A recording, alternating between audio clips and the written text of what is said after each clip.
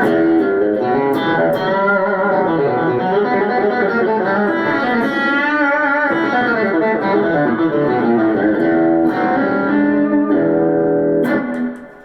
cats, it's Zane Banks here for round 2 of the question and answer session. And this time I'm doing the questions that were sent to me on Instagram. So let's, without any further ado, let's get stuck into it. Harry Foxton Music says vintage versus new age amps. By new age amps, I'm guessing you probably mean like the whole Tone Masters and like the digital sort of amps that you find out there. Look, I'll use any amp. And, you know, I kind of like the challenge of trying to make anything sound good. In here, I've got my trusty little Boss Roland Micro Cube, which is like a ripper. It sounds great. Live, though, I do tend to use old school valve technology. I don't own any of those Tone Master amps. I've used them a bunch, and they are amazing. Don't get me wrong. But my amp collection at home, which is a Twin, a Blues reissue, a Supersonic, a Deluxe Reverb, and a Princeton. So I've got a number of choices. It's all old school valve technology. My brother has some of the Tone Masters, and I've used them at many gigs, and they're great, right? You know, I made a record using one. The whole Michael Carpenter and the Banks Brothers record was just straight in to a Tone Master Deluxe Reverb, whole record, like no effects. So I think they're great, but my heart is still with old school valve technology. So that's what I would say. Hi Fan says, what's the theory behind pedal steel licks? Good question. So pedal steel licks, I actually just did a video on this. I'll put it in the link on pedal steel sort of licks. Essentially, pedal steel stuff is based on chord harmony.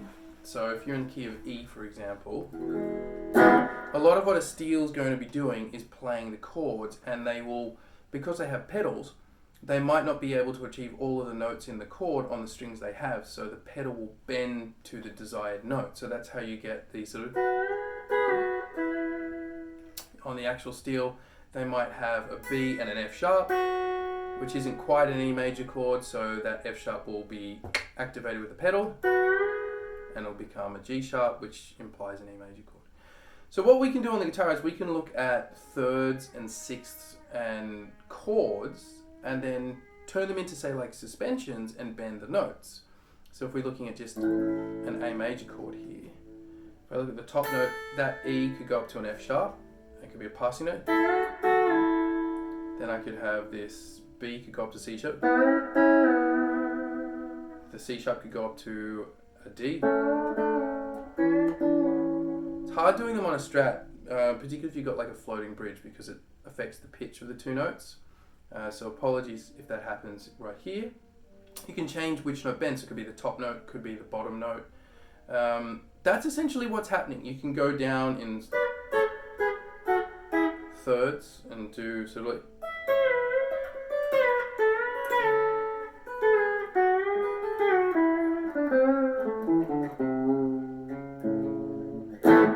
but a lot of them just come out of chord positions, and it usually tends to be either a third or a sixth, which is the ultimate interval you're bending to. It usually starts as, say, like a fourth and then becomes a third. I really like the ones where it'll be sort of like a sixth. So if we're in the key of E, you get like,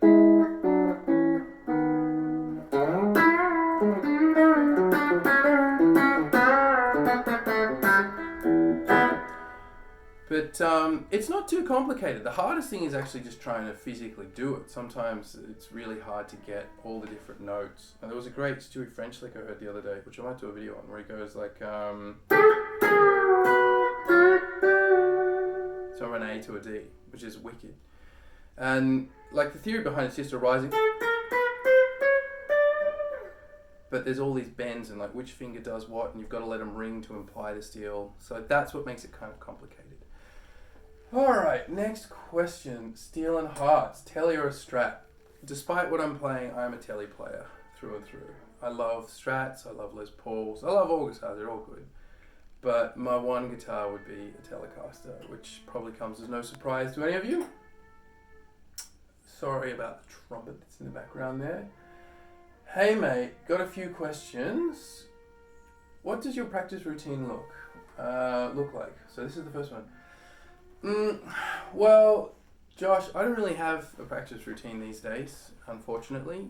Between life's busy, being a sort of very present father and a committed husband and everything like that. There's a lot of chores to be done around the house and in the yard, and the lawn doesn't mow itself, and the lunches don't make themselves, and dinner doesn't make itself. So I end up doing a lot of that stuff, and if I get to play the guitar, it's usually, for my own enjoyment, not for a gig or teaching a lesson or doing a session. It's usually very late at night, and I'm often quite tired. So a lot of my practice is actually done in my head when I'm going somewhere, if I'm driving or if I'm on the train or something like that. And I'll be thinking about what I want to achieve, and I'll do all of the sort of, not necessarily theoretical, but physical preparation. They say a lot of practice is mental anyway. So if there is, let's say for example, a jazz tune that I want to be able to really blaze it up over, I will be sitting there on the bus, like going through the changes in my head. And once I've got that memorized, then looking at where I could play them on the guitar and hearing melodies. And then if I have time on the guitar, I'll practice that kind of stuff. If, having said that, I have a big gig, let's say Eric Clapton, and if you're watching this, Eric, yes, I would like to play with you. Let's say Eric calls me and says, Zane, let's do a gig. I would probably do some practice for that. I would most definitely do some practice for that. So that would probably involve just like basic technical work stuff, just getting match fit, I guess, playing some scales. And for me, it's all about playing stuff without any effort. That's when I feel like I'm match fit. I can play a tempo my time is in, because that'll be the first thing that goes for me and other players is at really high tempos. That's the sort of, it's your timing that just goes.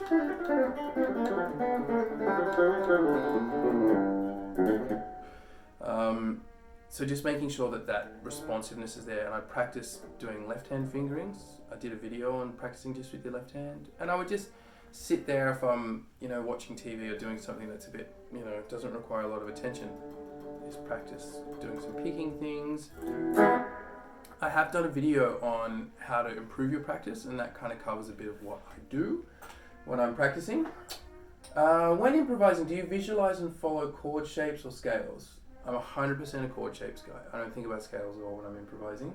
Got a couple of videos on this as well. So, of course I'm using scales, but I find when you think about scales, you get very much locked into using the 7 notes in that scale. Whereas if you think about a chord, then it frees you up to play whatever notes you want, and you know where to come back to because you know the essential notes in the chord.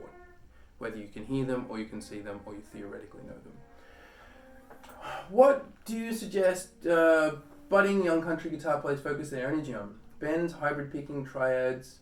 I'd say all of that stuff. If you've got, let's say, half an hour a day, if you've got more, you can extend the times. Then I would work on doing, your hybrid picking. Ultimately, that's kind of where everything comes from in country music. That's the really big difference between blues and jazz and country, is that you've got this hybrid thing. So I would focus on just getting that sort of.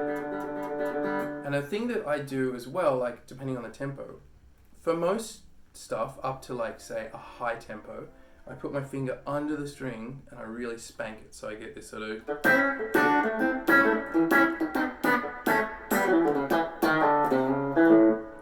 However, when the tempo starts getting into like Johnny Highland land, Honky Tonk Not Good was a good time, Honky Tonk Man, the Mel Haggard tune, then you don't have time to get your fingers under the string. So that's when I rely on using a bit of nail and a bit of skin. That's for the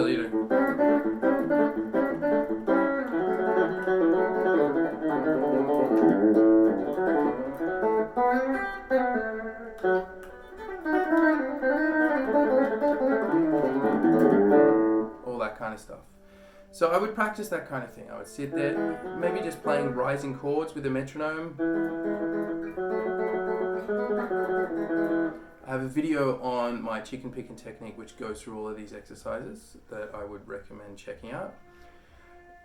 As for bends, yes, the bends are really important. The 2 most important factors when it comes to bends is they have to be in tune and you have to have the finger strength to do it. Like, I'm not a muscular dude, right? I'm tall, I'm 6'3", but I've always been like a popsicle stick. But my fingers, I reckon, are stronger than most people's fingers because I do a lot of bending with them, right? And doing something like on gauge 10 strings, they're not Stevie Ray Vaughan strings, but keeping that is tricky. So you need to work it up so that in the context of a piece, you could do a chain of them at tempo, like a kind of.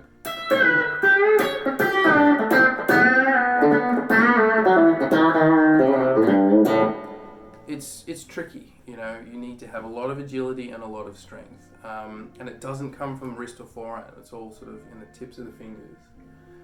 High picking triads. Yes, you should know your triads. You should know your scales and thirds. You know, like all that, and how to bend them.